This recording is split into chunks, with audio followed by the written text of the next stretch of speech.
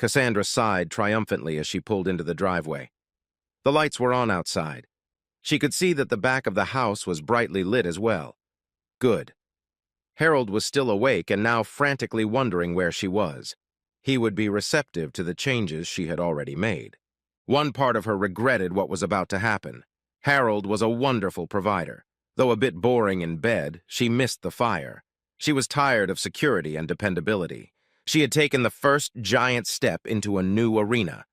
After tonight, their lives would never be the same again. She parked and stood at the front door for a full minute. She couldn't help it. She just had to savor the excitement of what was about to happen. She carefully loosened the belt, pulling her coat down to her knees. She grinned at the thought of what was underneath. With that smile on her face, she opened the door and walked in. Her heels clacked on the marble in the hallway. Closing the door behind her, she stood and waited. The echo of the door banging had not yet died down when Harold ran out into the hallway. "Jesus, Cassie, where have you been? I've been worried sick. You didn't answer your cell phone. You didn't call me back. Where in God's name have you been? Where have you—" She raised her hand, interrupting his flow of words. "I changed our lives, Harold." With those words, she unzipped her coat and let it slide off her shoulders to fall behind her. Cassandra enjoyed the look on Harold's face. She was naked under her coat, and now he could see what she was doing. Dressed only in high-heeled shoes, she raised her hands and slowly turned around. "Look at the marks, Harold. Look at the bruises, the bites, the love marks all over my body. That's where I was tonight." Harold stood with his mouth open. Cassandra continued. "After work today, I changed my clothes." She rubbed her hands up and down her body. "I wore garter stockings and a short dress. I left my underwear on as I knew it would get in the way when I found the man or men I was going to fuck." The club was dark and smoky. The music was loud, and the beat of it made me shiver with excitement. Men were hitting on me from the moment I walked through the door. All I had to do was indicate who I wanted to dance with, and they danced with me on the dance floor. I danced wildly, self-indulgently. I ran my hands all over myself and every man who danced with me. They bought me drinks and champagne. I jumped up on stage and did a striptease. I let the moment completely possess me while I danced, losing my clothes while I performed in nothing but heels. Then it was time to fulfill my dream. I chose two men. One was white, Claude, the other black, Demetrius. I knew they wouldn't be like you, Harold. I knew they would be strong and powerful and enjoy me. They took me to the back room.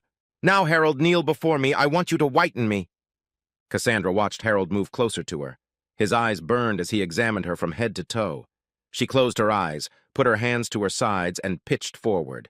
His hands touched her arms, and she braced herself for the fateful moment that was about to come. "Ew!" Cassandra blurted out as she desperately grabbed onto the porch pillar to keep from falling down the steps. She tried to calm herself down and turned around. What had happened?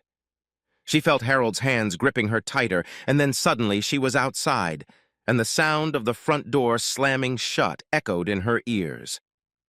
"Harold," she breathed out as the door suddenly opened. Her husband's figure filled the doorway. His face froze as he tossed her the coat she had come in. She caught it, then dropped it as her purse followed her. He remained standing in the doorway. He held her bunch of keys in his hands.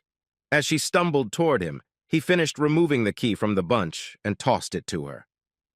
"Harold!" she called again. "By noon, I'll have your things packed up and out in the yard. Don't try to come in. Don't make any phone calls. Don't write to me. Don't do anything. I never want to see you again." Somehow, he seemed so tall, so solid and unwavering. Why had she never seen it before? The door slammed shut, and the deadbolt clicked.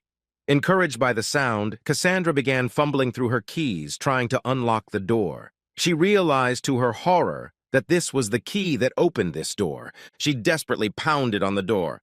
"Harold, please, please, I'm so sorry. I didn't know you'd react this way." It can't end like this, she thought. It can't. He had to let her in. She was the only one in control, and always could be. The porch light went out, followed by every other light in the house except those in the bedroom.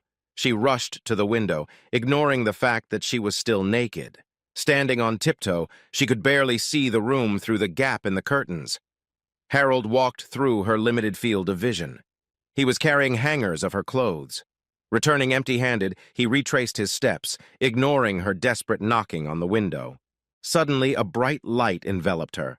A woman's voice reported, "Sheriff's Department, what the hell is going on here?" "Jesus, there's a naked woman in here," a male voice remarked. "You figured that out yourself, didn't you?" The voices moved closer and took the form of two police officers. The petite woman looked over Cassandra and sighed. "Are you going to tell us what's going on, or do you just want us to arrest you for peeping in public indecency?" Cassandra laid out the whole story. As she was telling it, a tall male sergeant found her coat and silently handed it to her. When she finished, both officers sighed. "I'm going to go talk to my husband," the deputy announced. "For whatever it's worth," he muttered as he headed toward the house. This guy seemed to have already made up his mind, and who could blame him? The policewoman assumed a comfortable pose. "Would you mind putting on your coat, lady? I've been attracted to women in the past, but you mean nothing to me." After a few minutes that seemed to last for hours, the front door closed again and the male officer came out. The blonde looked at him. "Was he all right?" "As you would expect under the circumstances," came the reply. "I gave him my card and told him to call me if he wanted to talk. He's upset, but he's coping." "Good." Even under the circumstances, Cassandra could hear the concern and relief in the two officers' voices. It seemed all they cared about was Harold. What about me?" Cassandra couldn't hold back a stutter. "Did you talk him into letting me back in?" Both sheriff's deputies looked at her in surprise. "Why would I even ask him such a stupid thing?" the man asked. "I suggest you go to where you're going to spend the night. He's canceling credit cards now, but he said something about having one in your name only." "Yes," Cassandra said, stunned. "He always insisted I keep one to make sure I had my own credit in case something happened to him." "Well, yes, something did happen. So make yourself comfortable in your bed.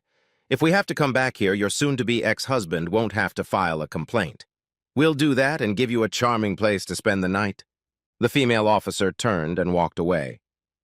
"Let's go," she said to her partner.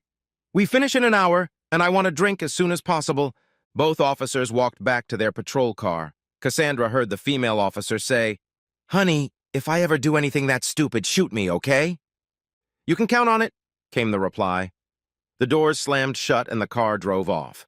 Cassandra sluggishly walked to her car and got in. Now that the excitement of sex was gone, she realized she felt dirty. She desperately wanted to take a bath. Her whole body ached. Neither man was a caring lover, and she realized she was actually in pain, both physically and mentally. What the hell had she done? She had been so sure she had everything under control. And now all she could think about was Harold's warm smile, his gentle touch, how he had always loved her. Mechanistically, she closed the car door and took another look at herself, at his house. As soon as she did, the last of the lights went out.